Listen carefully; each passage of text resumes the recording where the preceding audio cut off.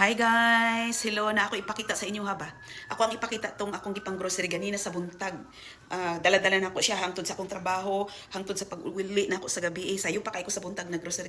Kanang kugihan kay ka mag-grocery guys. Kanang kaning pareho ng barter good sa tindahan sa palengke sa mga palengke god nga kanang sayo kay ka para makakuha kag gwapa. Gwapa nga paninda.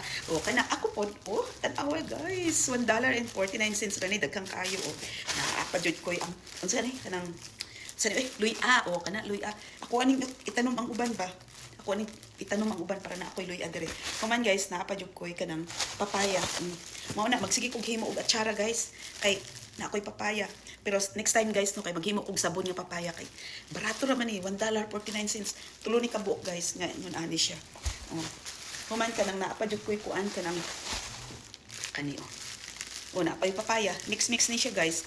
Purple banana ni siya. Ampot sa akong pagkaon ani no.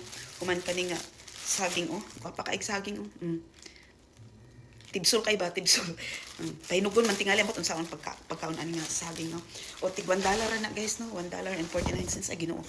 Human na apa jud koy kanang beans. Kani beans. Na Kentucky. Bagyo beans ang tawag na.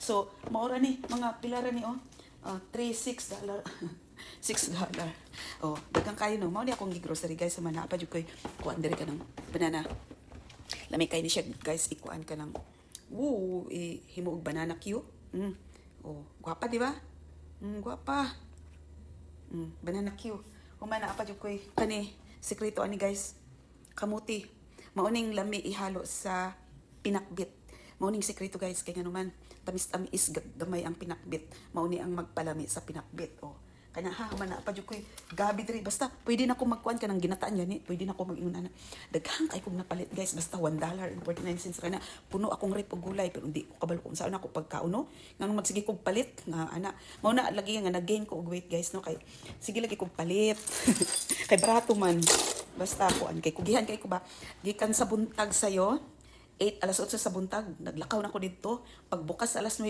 nakipag-adto na ko dito para makakuha ko gwapa nga mga gulay pagkahuman diretso ko sa trabaho pag out na ako sa trabaho diretso na pud ko sa akong trabaho kay duha man akong trabaho pag abot sa gabi diretso sa kusina nga daghang kay tambak kayong mga so ayun na nga guys pagkatapos ko dito tapos na yung hugasan dito naman ako dun tutupiin ko yun nilagay lang dyan, inalis sa dryer, tapos nilapag lang dyan. So yan, naghihintay sa akin, at meron pa doon, nakatupi na. So, tutupin ko siya para bukas ilagay na lang sa closet. So, tapos na ako sa aking mga hugasan, at ito, bukas na lang to, wala na ako paglagyan. Ay, hindi ko alam kung